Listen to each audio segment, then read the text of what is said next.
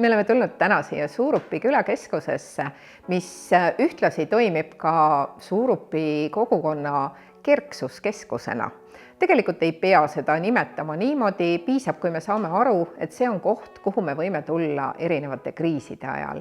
Kui meil on näiteks elektrikatkestus, sideteenuste katkestus, vett ei ole, siis see on koht, kus me saame abi või vähemalt infot selle kohta, kust on lähim võimalus abi saada. Aga rääkides sellest keskusest endast, siis mis võiks ja mis peaks siin olema? See kindlasti peaks olema ise kas siis generaatori valmidusega, akujaamadega, kuidagi tehtud niimoodi toimivaks, et igas olukorras oleks võimalik siin kätte saada infot ja ka erinevaid kogukonnale vajalikke, hädavajalikke teenuseid pakkuda. Siin on olemas ahi, mis annab sooja. Ahju võib alati asendada ka näiteks puupliidiga, mis annab väga hästi sooja, ühtlasi saab seal teha ka süüa. Aga jälle ei pea olema. Puupliidi asemel võib olla meil hoopis matkapliit või grill või priimus. Et valikud ja võimalused on väga erinevad ja igaüks saab kindlasti kasutada just temale sobivad. Mida veel, mille peale mõelda, on vesi kindlasti, mis on meile eluks ju hädavajalik. Tõsi, veevaru võib natukene hoida, aga pigem julgustan kõiki vaatama avatud silmadega enda ümber, kas teie läheduses on mõni kaev, mille võiks ära puhastada.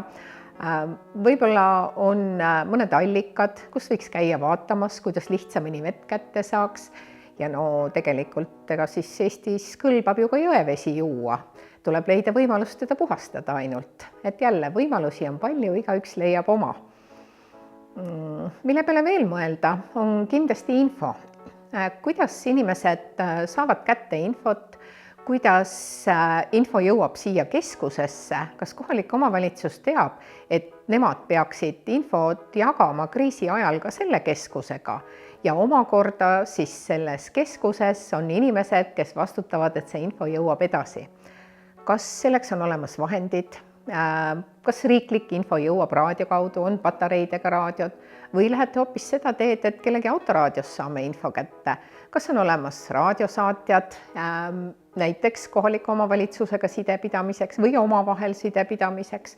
Kas teil on kaardistatud need inimesed, kes võivad appi tulla erinevates hädaolukordades, sest ükski maja ilma inimesteta ei ole mingisugune kriisiabikeskus. Inimesed teevad selle maja lõppude lõpuks.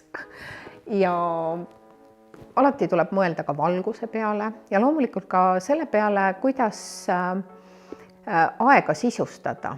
Ehk lapsed võivad olla ärevad, kas lastele on tegevusi, kas täiskasvanutel on võimalusi istuda maha ja tegeleda millegagi ja rahuneda, kuni võib-olla nendeni jõuab mingisugune info. Kas on võimalus süüa teha, kas on millest süüa teha, kas meil oli kodus see varu või meil on siin hoopis ühine peenar rajatud, kust me saame võtta siis seda söögikraami.